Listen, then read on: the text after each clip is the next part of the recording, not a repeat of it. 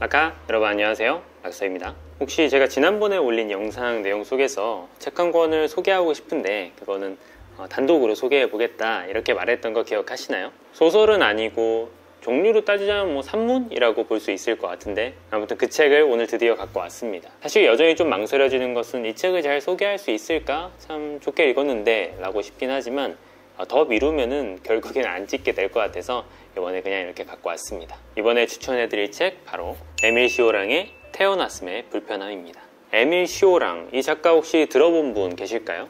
저는 사실 처음 들어봤고 구독자분의 추천으로 워낙 괜찮다길래 한번 읽어본 케이스였고, 무엇보다 제목이 너무 끌렸던 거예요. 태어났음의 불편함이라는 말에서 어떤 의미일까, 어떤 내용일까가 조금 감이 잡히기도 했었거든요. 찾아보니까 이 에밀 시오랑에 대한 정보가 또 국내에는 많이 알려지지 않은 것 같기도 하고, 이 작가 상당히 은둔형이었고 외부 활동도 거의 안 했던 타입이다 보니까 정보가 제한되어 있긴 한데 독특한 이력을 몇 개 갖고 있는 것 같긴 해요.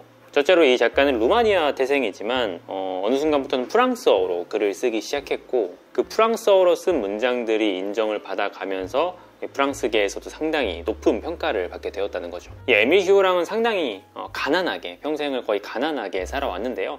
작가들 의뢰 생전엔 다 가난한 거 아니냐라고 생각을 하실 수도 있지만 거의 월세도 못 내고 밥도 거의 먹기 힘들 정도로 오랜 기간을 가난하게 지내왔습니다. 그런데 이것은 단순히 그의 책이 안 팔려서라기보다는 그냥 평생 직업을 갖지 않았거든요. 그러니까 돈을 벌고자 하는 그런 욕구가 많지 않았던 것 같고, 어떤 의미로는 이념적으로 가난을 추구했던 게 아닐까 싶기도 해요. 그러니까 어쩔 수 없이 가난했다기보다는 자신이 생각하는 삶의 방향, 이런 것과 가난이 같이 엮어 들어가게 된 것이죠. 그래서 그 본인은 돈을 벌지 않았기 때문에 대학생 때 만났던 시몬부아라는 이제 여성과 평생을 약간 파트너 관계로 지내면서 이 여성이 이 에밀 시오랑의 거의 전부를 이렇게 뒷바라지한다고 보시면 되겠죠. 직업으로 이제 돈을 벌어서 같이 밥도 이제 먹이고 이런 식으로 했던 거죠. 사실 이렇게만 들어보면 이해가 안 가잖아요. 이렇게 그냥 한량에 가까운 인간이 뭐가 좋다고 그런 걸까 싶긴 한데, 정말 사랑했던 게 아닐까라고밖에 생각이 들지 않아요. 또 정말 존경했기 때문이 아닐까 싶기도 하고요. 실제로 에밀 시오랑이 알츠하이머로 사망하고 이 시몬부아는 에밀 시오랑의 유고작 편지들을 모아서 정리한 뒤에, 그로부터 2년 뒤에 이제 강에 빠져서 죽게 되거든요. 근데 이건 역시도 단순한 실족사인지 아니면 자살인지 정확하게 밝혀진 것은 없다고 합니다. 에밀 시오랑의 가난과 관련된 에피소드 중에 하나가, 그는 평생 여러 가지 상을 후보로 오르고 상을 받기도 하였으나 대부분의 상을 다 거절했거든요. 딱 한 번을 제외하고 말이죠. 그게 바로 1950년 리바롤 상이었는데, 왜 많고 많은 대부분의 상은 거절했으면서 이 상만 받았을까, 이렇게 생각이 드실 텐데요. 그때 당시에 이 에밀 시오랑이 했던 수상 소감을 들어보면 확실하게 알 수 있습니다. 밥 먹을 돈도 없었고 세를 낼 수도 없었다. 리바롤상이 아니었다면 나는 노숙자가 되었을 것이다. 그런데 구걸한다는 것은 내가 어떻게 하는 건지 그 비결을 모르는 직업이다. 자, 이렇게 참 독특한 작가이죠. 그의 삶에서 제가 느낄 수 있었던 것은 작가의 삶이라는 게 반드시 중요한 건 아니지만 그가 적어도 자신의 글과 일치되는 삶을 살지 않았을까 하는 점이었습니다. 많은 작가들, 고전 명작들, 유명한 작가들을 다 뒤져봐도 사실 자신의 글이랑 일치되는 삶을 사는 사람은 정말 드물거든요. 저는 그런 사람들은 정말 존경받아야 되고 또 읽을 만한 가치가 있고 삶 그 자체로도 높을 평가를 받을 만하다라고 생각합니다. 그러나 다시 한번 여러분들이 만약에 이 책을 읽게 된다고 하면은 작가에 대한 시시콜콜한 이야기가 뭐가 중요하겠어요. 그가 가난했는지 부자였는지 그것은 별로 중요하지 않을 수 있습니다. 정작 책을 펼치게 되면 우리가 만나는 것은 오로지 그의 문장들 뿐이니까요. 그럼 본격적으로 책에 어떤 문장들이 있는지 그 속성에 대해서 말씀드리면 좋을 것 같습니다. 그것은 이 뒤에 문구를 보면 정확하게 알 수 있는데요. 예를 들어 이런 문장이 적혀 있어요. 아침부터 저녁까지 무엇을 하십니까? 나는 나를 견딥니다.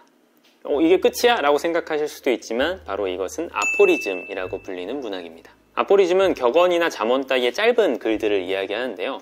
이 책의 전부 역시도 되게 아주 짧은 이만큼씩 한 문장, 때로는 두 문장, 많아봐야 3-4문장, 5문장 정도의 짧은 글들로 가득 차 있습니다. 그 내용들 역시도 연속적으로 계속 이어진다고 보긴 좀 어렵고 때때로 각각의 주제를 가지고 되게 짧게 이야기하고 있어요. 그러나 단순히 짧다고 하여서 아포리즘이라고 불리는 건 아니겠죠. 예를 한번 들어보자면, 겨울에는 날씨가 춥다는 식의 글이 아니라 춥다는 것은 곧 하나의 증명이다.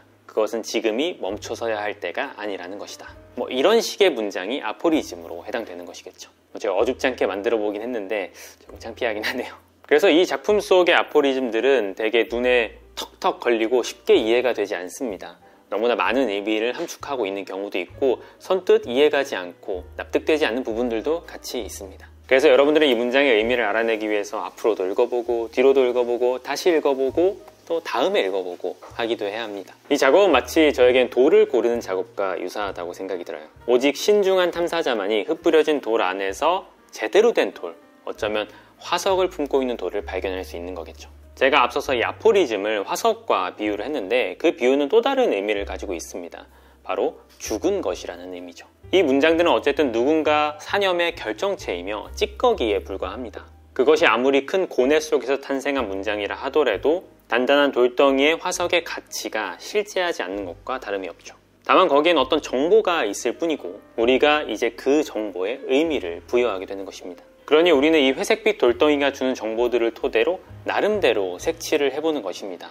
소위 말하는 후보정을 한다고 해야 할까요? 그러므로 어떤 정보는 정말로 가치를 갖게 될 것입니다.